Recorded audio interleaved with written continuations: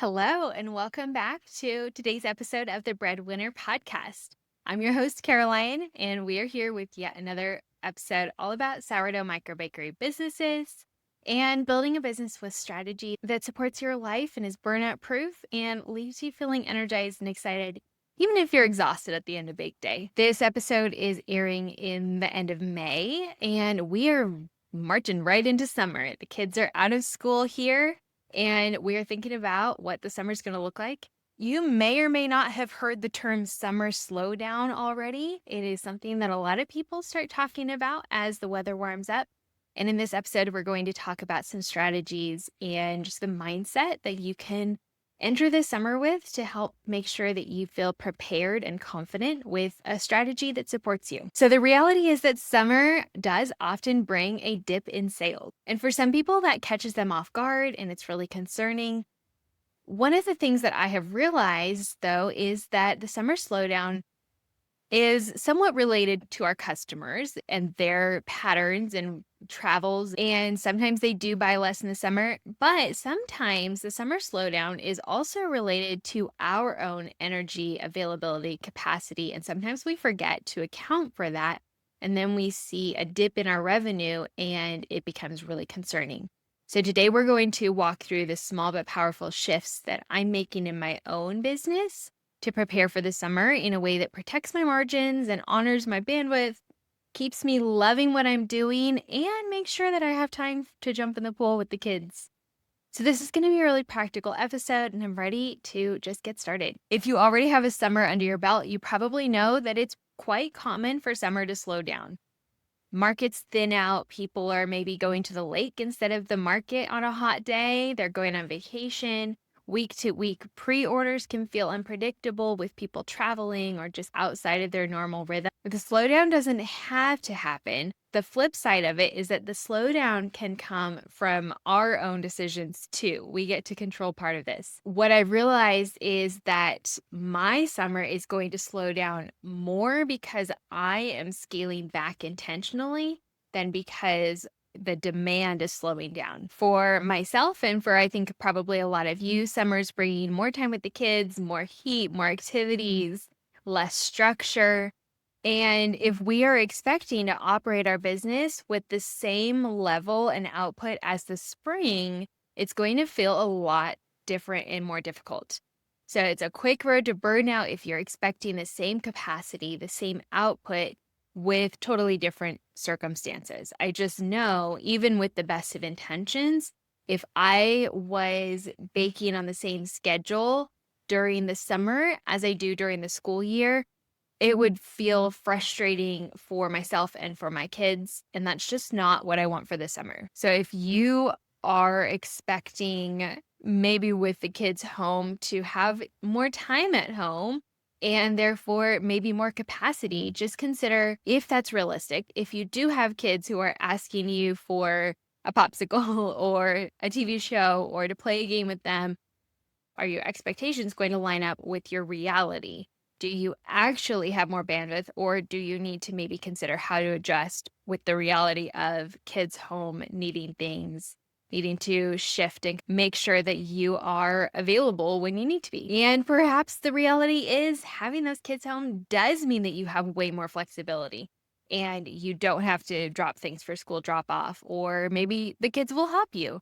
That's great too. But just the bottom line is to make sure that your expectations are clear and lined up with what your reality will be so that you don't get blindsided when summer starts to feel a little bit different than the way that you had initially planned. For myself, I've decided that summer is going to be a season of slowness. I am changing my pace and my output and my strategy a little bit because I know that I'm entering a really busy season. And so I want to build in some slowness where I can control it as I'm ramping up toward the future of opening a brick and mortar and just shifting our rhythms with our own family. So slow is going to be my choice for the coming summer. And that's the most helpful thing that I think I've done so far is just really sit down and ask myself what actually makes sense for me this summer. last summer, I'll share that I heard a lot about the summer slowdown. And so I very intentionally considered my strategy and I shifted some of the products that I was offering, and I did not experience a slowdown at all. If anything, I gained more momentum, had more traction, and even had to scale back because I had more demand than I had capacity. So when I sat down to think about this coming summer, I did not consider my numbers in April or what another baker's selling for the summer. But for me, I looked at my schedule, travel plans, heat wave, my future business goals, and my calendar. I'm thinking about what energizes me, what drains me. And I have decided to simplify things. So I am reducing the number of products on some pre order menus. If I do pre order porch pickups at all, there is a pretty good chance that I am going to do only my markets this summer. So that's going to be second and fourth Saturdays. And I will bring a lot of product to those markets, but that means only two big bake days a month with the possibility of a really small porch pickup pre-order menu on the opposite weeks with just basics like sandwich loaves and cookies. So I'm giving myself permission to change up the rhythm, to know that scaling back and seeing lower revenue for the summer is okay. I've talked to my bookkeeper and she knows that's going to be an intentional choice that I'm making. Though that doesn't mean that I am giving up. It doesn't mean that I'm not going to have much higher revenue goals in the future. So the beauty really of owning your own business is that you do get to make these decisions. When your business fits your life, it just gets so much easier to stay in it for the long haul. And I know that if I push hard through every summer, especially here in South Texas where it's just so hot and these bake days are getting so hot already, if I just keep pushing, then I'll start to lose some of the joy, and I do not want to do that. Another aspect that helps me make these decisions is just looking at the data. So recently, I've really noticed a pattern with my pre-orders of much fewer orders of my rustic original sourdough loaves and a lot more of my sandwich bread.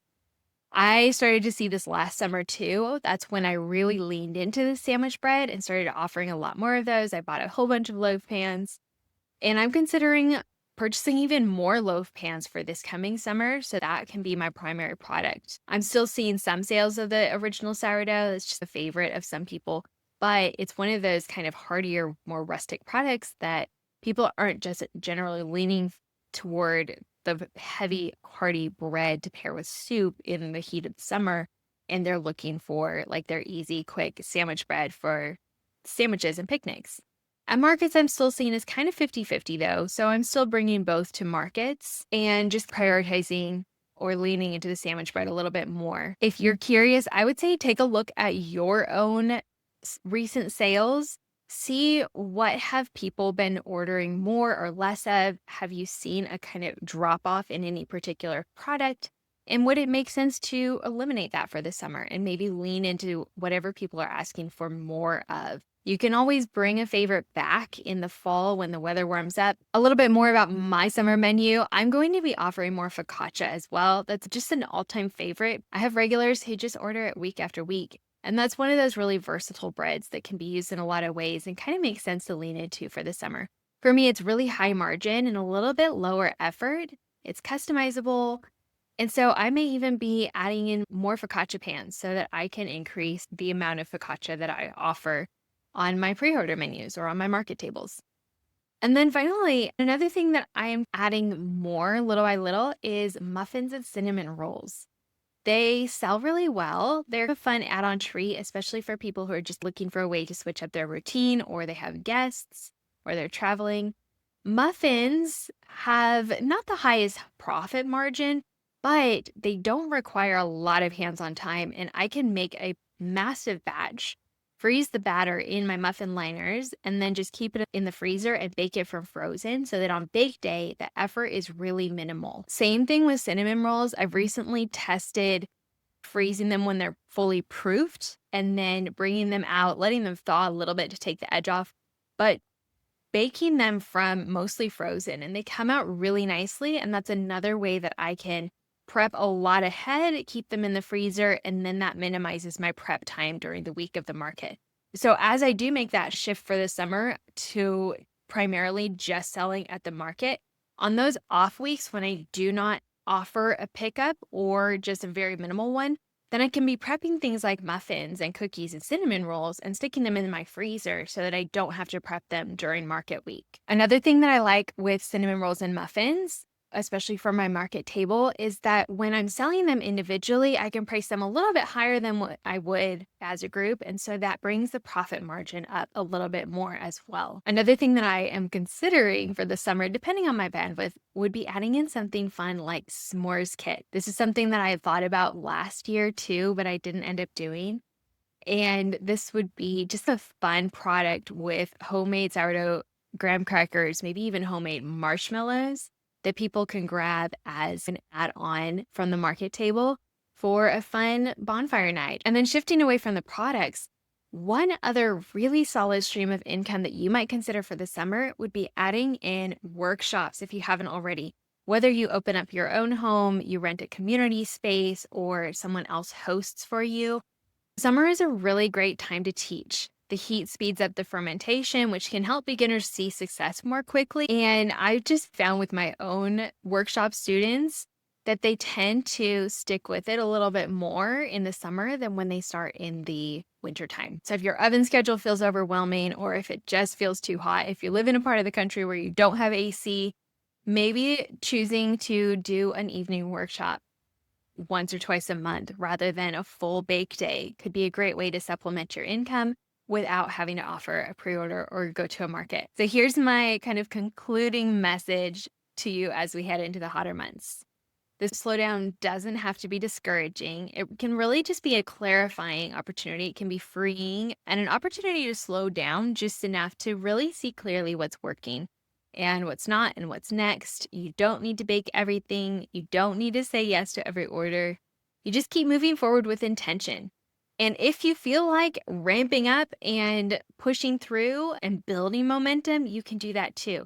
Bottom line is you get to make the rules in your own business. Just enter summer with expectations that align with your own reality and know that you have the freedom to scale back if that's the best fit for you. Ask yourself, what is one small shift that I can make in this summer to work smarter, to protect my time, and to stay excited about what I'm building? If this episode was encouraging, if it sparked ideas for you, or if you know another baker who maybe needs to hear it, send it over to them. Or send me a message on Instagram or comment down below if you're watching on YouTube and let me know what your plan is for this summer. I would love to hear that, or if you're still trying to figure that out, I'm here to cheer you on. If you are craving behind the scenes support like this every week, come join me inside the Breadwinner Network. That's where I share private podcast episodes. I share just my stream of consciousness thoughts. A lot of times it's just while I'm driving, I pull out my voice memo and chat about what I'm thinking or what I'm seeing. We also have live monthly Q&A calls, which are so fun. You get an opportunity to have your questions answered right then and there. We'll bring in group experts and have a quarterly business reset workshop. The next one's coming up really soon here in June, and it'll be a great time to just recalibrate and set your strategy as we enter the third quarter of the year. It's all designed to help you grow a profitable, sustainable sourdough microbakery business that fits your life. Entrepreneurship can be so lonely, but you don't have to do it alone. You can do it in community with other bakers who really understand it. So the Breadwinner Network is open, and I would love to support you in there. There's a link down in the show notes where you can learn more and you can join if it feels like the right fit for you. As always, I will be back soon with another episode, but until then, happy baking.